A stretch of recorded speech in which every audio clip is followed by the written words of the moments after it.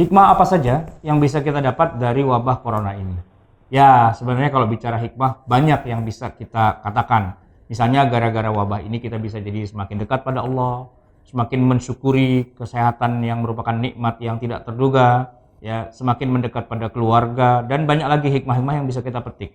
Tapi kalau saya, dalam hal ini saya melihat ada beberapa hal yang bisa kita jadikan sebagai salah satu di antara hikmah terpenting dari adanya wabah corona ini. Yaitu apa? Luasnya syariat Islam. Ya, kita kan agak sedikit gimana rasanya ya. Tidak boleh masuk masjid. Tidak boleh berjamaah 5 waktu. Tidak Jumatan sudah berkali-kali kita ini. Jadi seperti ada yang tercuri dari agama kita ini. Banyak di kalangan umat Islam tuh yang tidak terima. Dilarang tidak boleh ke masjid itu mereka tidak terima. Marah-marah, frustasi, bahkan mencaci maki para ulama dan sebagainya. Itu banyak kita lihat kejadiannya. Nah, sebenarnya yang ingin saya katakan bahwa disitulah sebenarnya pemahaman agama Islam kita itu diuji. Apakah pemahaman kita sempit, hanya sebatas itu saja, ataukah kita memahami Islam itu sangat luas? Gitu. Islam itu sangat luas sebenarnya. Cuman kadang-kadang kitanya yang tidak mampu melihat secara lebih luas. Ibarat orang buta, dia tidak bisa melihat gajah. Dia hanya bisa melihat dengan meraba.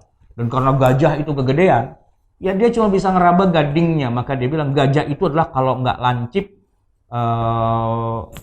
melengkung gitu ya, maka itu bukan gajah.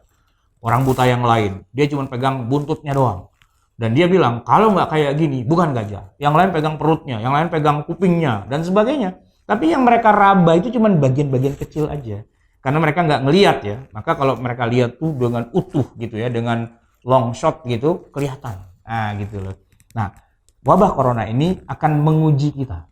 Apakah kemampuan pemahaman agama kita itu hanya sempit gitu ya, hanya zoom in saja? Apakah kita wide gitu, melihatnya secara luas? Sebenarnya itu mudah sekali untuk melihat perbedaannya. Kalau kita lihat ada orang-orang yang tetap ngotot ke masjid, tetap mau menjalankan ibadah dan sebagainya, terus dia bilang harusnya kita tuh malah banyak ibadah ke masjid, karena dengan cara kita ibadah ke masjid, kumpul kita doa, maka Allah akan menghilangkan wabah ini. Nah, ini menunjukkan bahwa dia benar dalam satu hal, tapi dia tidak tepat dalam hal yang lain. Apa? Yang ngumpul-ngumpul itulah yang menyebabkan wabah itu jadi kemana-mana, gitu kan? Nah, oleh karena itu kalau ulama yang beneran, ulama di Mesir itu di Al-Azhar, atau di, ya taruhlah di Saudi Arabia, itu mereka ulama beneran yang tahu bahwa ini madarat, gitu. Dan ini harus lebih diprioritaskan, mencegah penularan, ya. Seperti Umar bin Khattab itu. Pernah juga itu disindir sama orang, katanya Umar, dekat sama Allah. Tapi giliran ada wabah dia nggak berani, malah balik lagi ke Madinah. Afiraran min qadarillah ya Umar. Umar disindir kayak gitu. Umar nggak marah sih, ya beliau bilang aja, Naam, firaran min qadarillah ila qadarillah. Iya benar, nggak apa-apa ente bilang saya ngibrit, ngabur, ngacir dari kehendak Allah. Tapi saya ngacirnya nggak kemana-mana. Saya ngacirnya ya ke kehendak Allah yang lain. Min qadarillah ila qadarillah. Kalau saya masuk terus ke negeri Syam yang lagi ada wabah, ya saya akan terkena juga. Nggak mentang-mentang saya dekat sama Allah, lantas kemudian saya kebal, itu nggak juga. Umar kan manusia biasa juga.